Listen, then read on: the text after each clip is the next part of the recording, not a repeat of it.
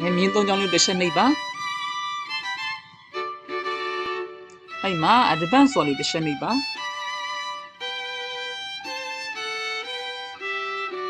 diagnostic ကိုတစ်ချက်နှိပ်ပါ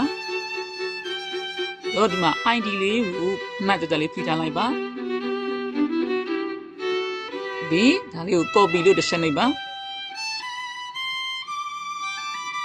ပြီးနောက်ပြန်ဆုပ်လိုက်ပါအဲ့မှာ connection option ကိုတစ်ချက်နှိပ်ပါ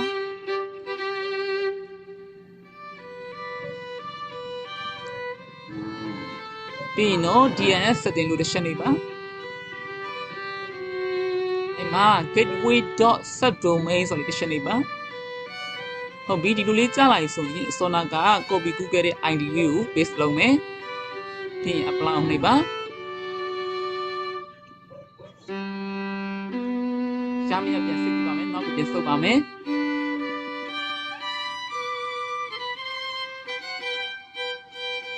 โอเคရသွားပါပြီအားလုံးစီးကြပါခင်ဗျာ